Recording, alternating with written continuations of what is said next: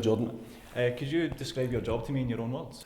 My job, I'm the head of youth development. I also oversee under-20s in the reserve team. I'm in charge of all the development for young players from, I think we've got kids at under 6 all the way through to under 17 in the academy, and then obviously the pathway to bring them in full time to the under 20 squad, and it's really just a link to try and get players into the first team. So in your opinion, how are youth systems across Scotland doing as a whole?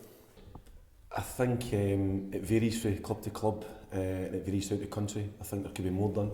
I think we're doing as much as we can with the resources we have to develop players, but I generally think across the board there could be more work done in developing players in Scotland.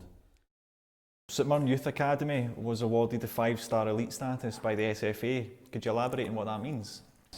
Basically, since Mark Volter came in as performance director, they brought a new criterion, so you can go from 1-star to 6-star. And basically it's all criteria led, how many coaches you've got with certain qualifications, your facilities, your physiotherapy cover, your sports science cover. There's a massive amount of detail you've got to get into. So basically, we've worked as hard as we can to reach the highest criteria we can. Now, if they get 5-star for us is massive. The only two clubs that have got a higher rating is Rangers and Celtic, and with their resources and budgets, that obviously they can reach that. For ourselves to get 5 stars, no other club get 5 stars. So I think at the moment we're sitting as the third best club on criteria in the country because of the work that we're trying to do.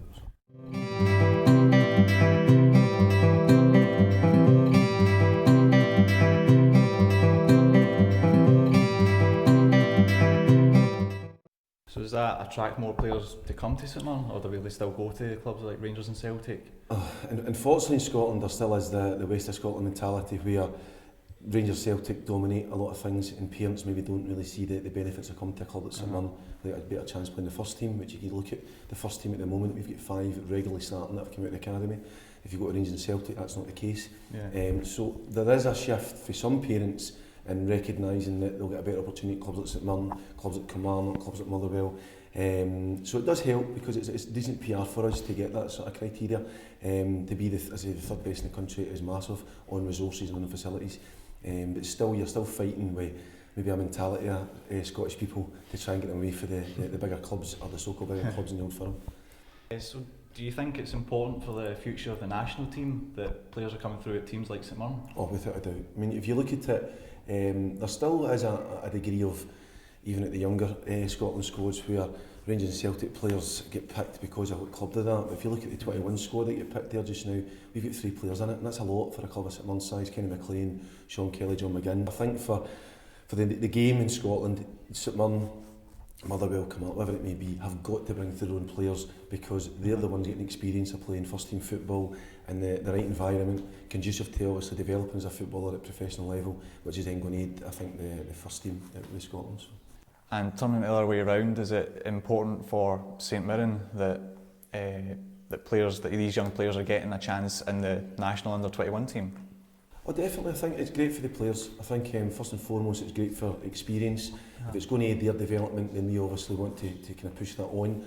I think there has been a bit of a shift over the years where they're maybe looking at clubs like St Mirren and they can't ignore the fact that we've got 5 players that are playing week in, week out, and 4 of them are under 21s, and that's a massive thing. So they're getting experience and playing that football that's occurred, and now they're starting to get recognised. It's just maybe taking a bit longer than what it should have done in the past. So. And lastly, David, what do you see in the future for Scottish youth football? I think there's big opportunities now because it's well noted in Scotland the money's not there anymore, which is a great thing for people like myself, because in the past, if you look across the country, young players were not getting opportunities because there's so many senior players and it was maybe clogging up young players developing. Young players need an opportunity and young players will surprise you, and I think you look at that across the country that are putting kids in. Sometimes they're doing it, if you look at Hearts, they've had to do it from a point of view because coming to the club, but look at how some of the boys have excelled. So I think there's a lot of positives going to happen in the future.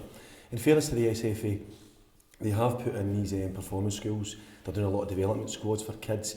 There's pros and cons, but I think there's more pros than there is cons because we've got a number of children who are in the development performance schools, so they're getting trained every day as well as coming to our academy at night. So I generally think that all these things together is going to make a more positive outlook.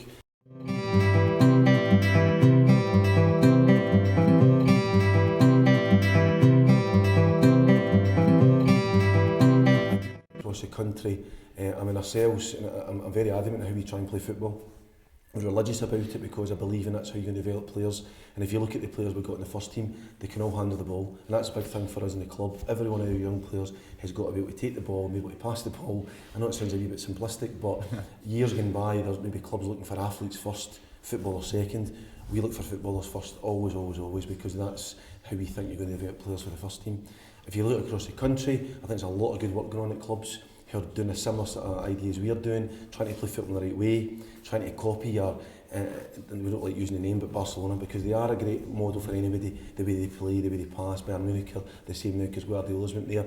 A fantastic inspiration for young players, and all we try and do is develop that all the way down to our level. Obviously don't have the same resources and players, but we try the same ethos, same philosophy of building for the back, working hard as a group and getting them playing football basically. So I do think if you look across the country, there will be more players who come through for those reasons.